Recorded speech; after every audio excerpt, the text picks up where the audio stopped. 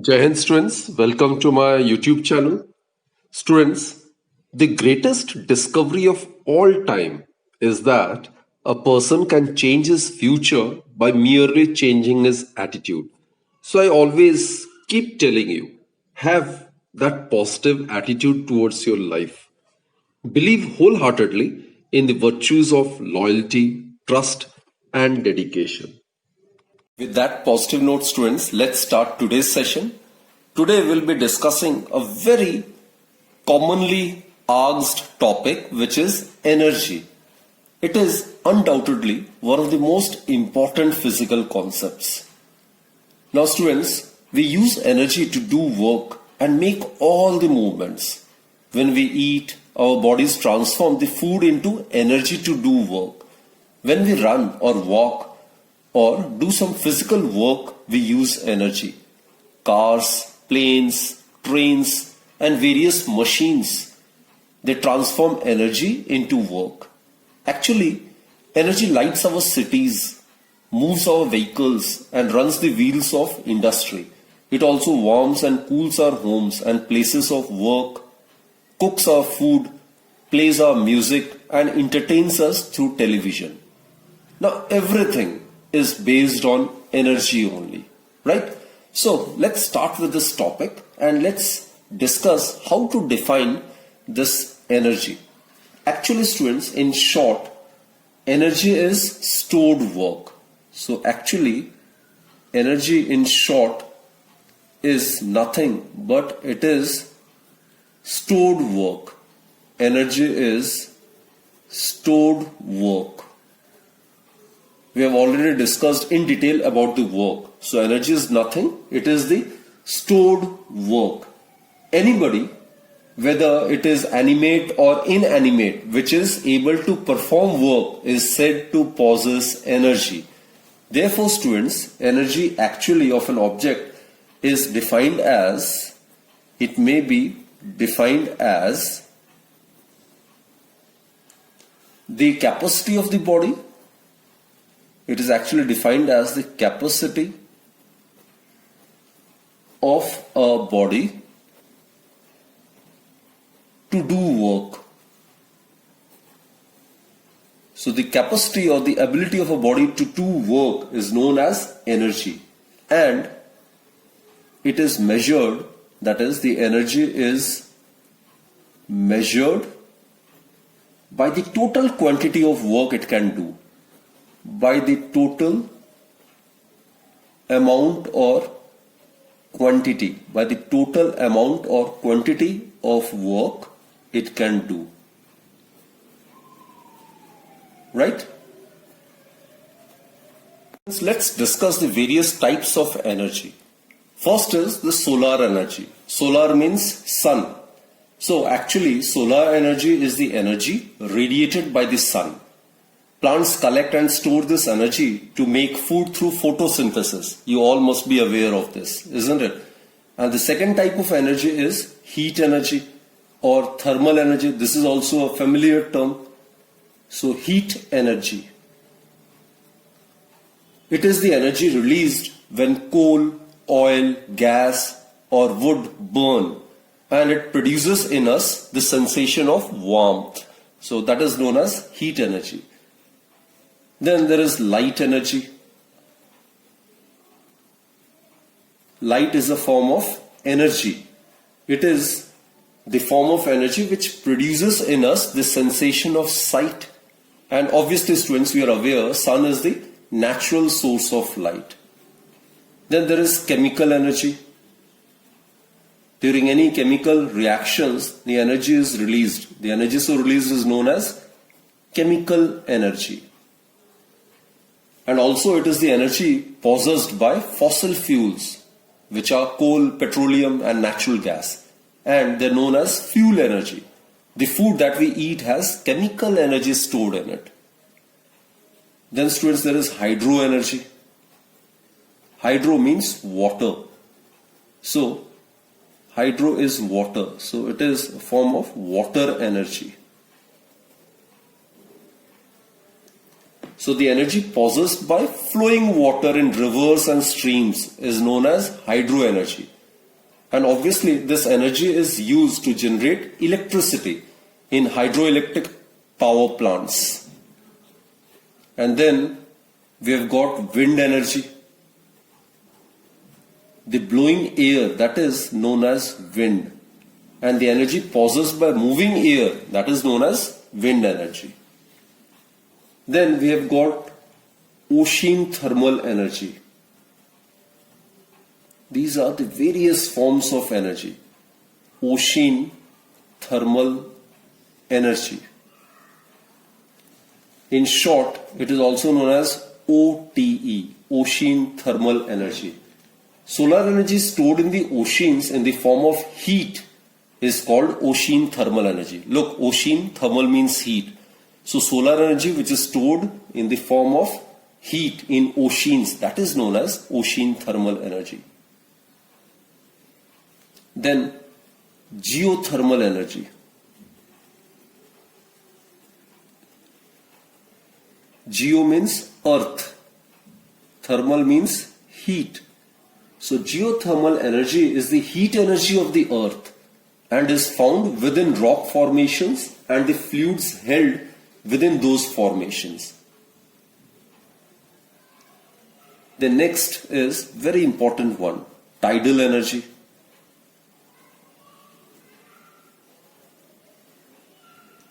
It is the energy derived from the rising and falling of ocean tides.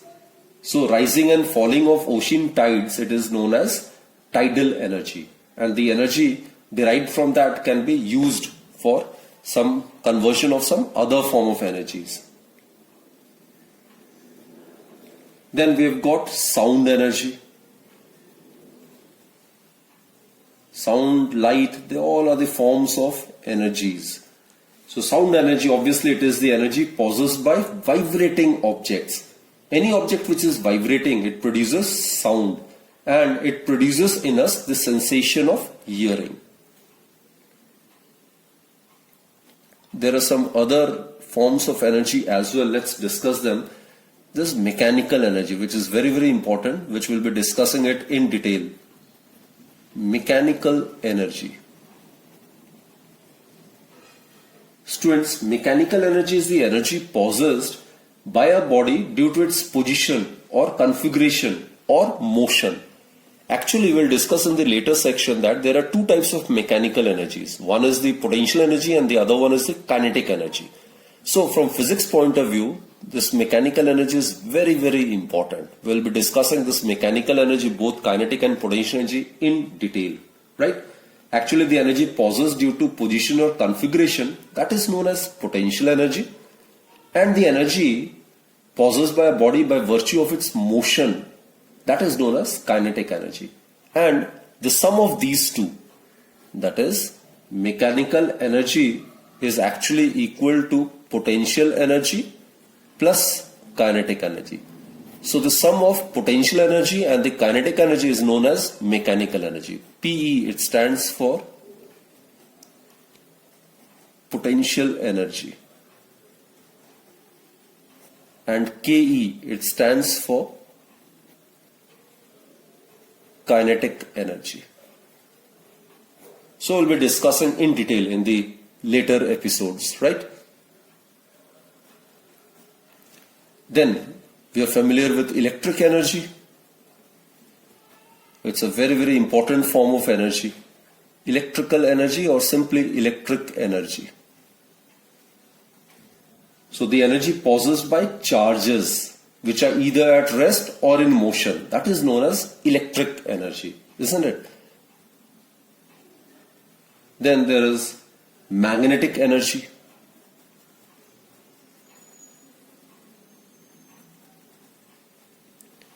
So magnetic energy is the energy possessed by magnetized bodies. And what are magnetized bodies? Those bodies which are having north and south poles. These are the poles of the magnet.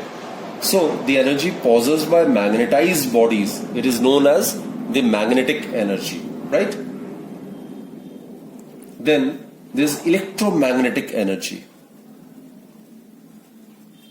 this also we'll discuss in higher class, electromagnetic energy. It is the general name for the electric and the magnetic energies. It includes two terms, electric and magnetism, right? Then students, another very, very important one is nuclear energy.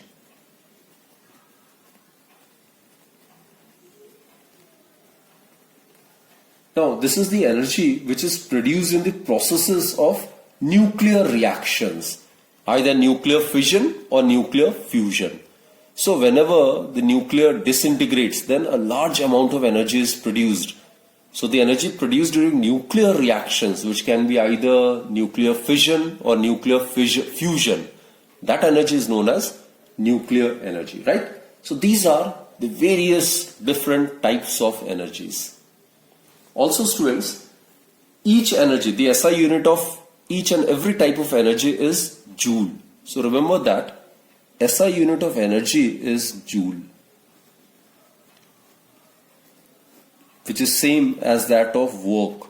Actually, as I stated, energy is nothing but it is the stored work. So energy and work must have the same SI unit, that is joule, and CGS unit is erg. And in the previous lecture, we have discussed the relationship in joule and erg. 1 joule is equal to 10 raised to power 7 erg. So this is the relationship between the SI and the CGS unit of energy. So it's same as that of work. Now, how to define 1 joule of energy? Now, a body is said to possess 1 joule of energy if it is capable of doing 1 joule of work. So that is how 1 joule of energy may be defined. Now students, we have discussed various forms of energy that are available to us. Now let's see whether we can convert energy from one form to another or not, right? So answer is in the affirmative, that is the answer is yes. And it is very much clear by taking the following examples. So let's consider the cases of conversion of one form of energy into another form. Let's first discuss the conversion of mechanical energy into electrical energy.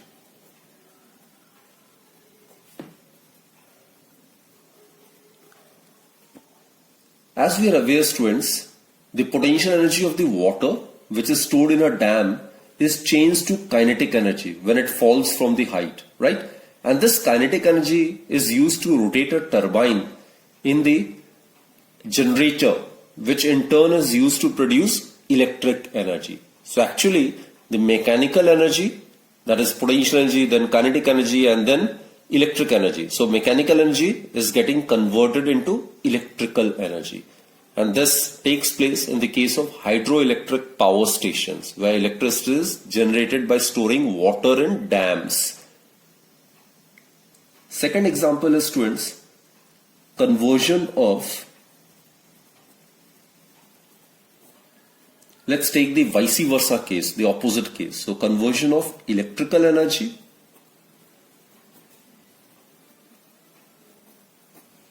into mechanical energy.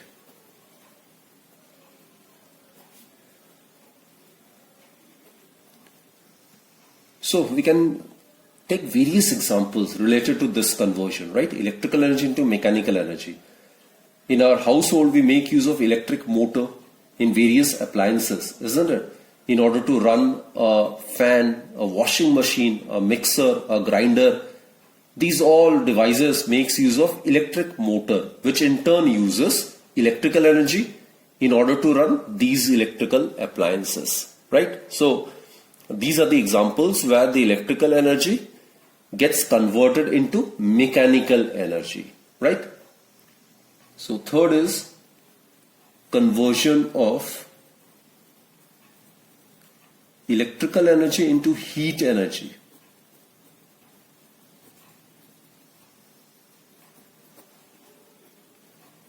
Into heat energy. It is actually known as Joule's heating effect. Now, whenever some electric current is made to pass through a conductor, then it gets heated up, indicating that electric energy getting converted into some heat energy. Like in an electric heater, an electric geyser, a toaster, or an oven, what happens is electrical energy is converted into heat energy. So these all are the appliances which are based on Joule's heating effects of current. Then conversion of electrical energy into light energy.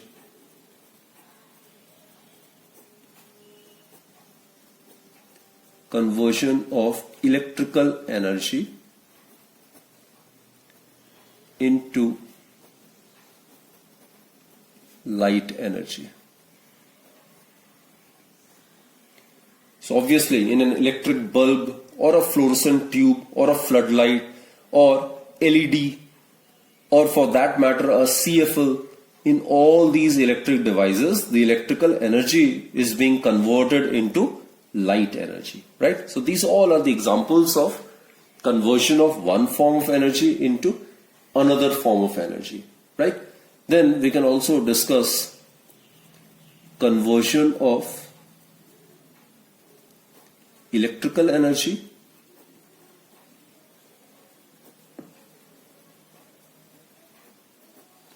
into chemical energy.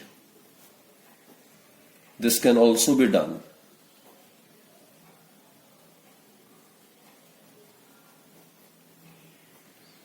So students, when a battery is charged, we are aware of battery, isn't it?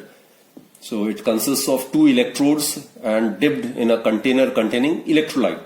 So when a battery is charged, electrical energy changes into chemical energy. Now we must be having inverter in our home, and the inverter in our home does the same thing. That is, it converts electrical energy into chemical energy whenever the battery is charged, right? Now when the battery gets discharged, then the chemical energy gets converted into electrical energy. So the vice versa is also possible, right? Similarly, students, there are some other examples of conversion of one form of energy into another form of energy as well. Like conversion of nuclear energy into electrical energy. Now we have heard about nuclear power plants. They are used to generate electrical energy from nuclear energy. Then we are aware of conversion of light energy into chemical energy. Obviously in photosynthesis, light energy from the sun is absorbed by green plants and then it is converted into chemical energy. Then there is some other case as well, the conversion of chemical energy into mechanical energy. So let's discuss this case also. Conversion of chemical energy into mechanical energy. Mechanical energy, as I've told you students, it is the sum total of kinetic energy and potential energy. So in automobiles or in vehicles, chemical energy of petrol, diesel or compressed natural gas, that is CNG, it gets converted into mechanical energy, right? So that is how one form of energy gets converted into another form of energy. Now students, have you ever wondered what would have happened if nature had not allowed the transformation of energy from one form into another? Obviously, the life would not have been possible in that case. Because to run life, we need energy in its various forms to enable us to walk, to enable us to talk, to enable us to hear, to see, to think, to travel to different places, isn't it? So, this is actually forms the basis of law of conservation of energy, right? So in all the cases, what we have discussed is energy in one form disappears and reappears in another form. Again, I repeat, in all these 6 cases, what we have discussed is energy in one form disappears and it reappears in another form. But in no case energy is destroyed or any form of energy appears of its own without the loss of some other form. So what I mean to say is that total energy of a system is always conserved or constant. But as we have seen, the energy can be easily converted from one form into another form. So that forms the law of conservation of energy, which we'll be discussing in the next video, right? So for this video, let's conclude it. So in this particular session, what we have studied is, you have discussed about energy, the various types of energy, then the SI unit of energy, the CGS unit of energy, isn't it? And then last but not the least, we have discussed several examples of energy transformation, that is energy being converted from one form into another form. So students, that's it for this particular session. Do join me in my next lecture. And in the next video, we'll be discussing about kinetic energy, potential energy, and the mathematical expressions. So keep enjoying my videos and keep learning, keep smiling, and be always safe. Thank you.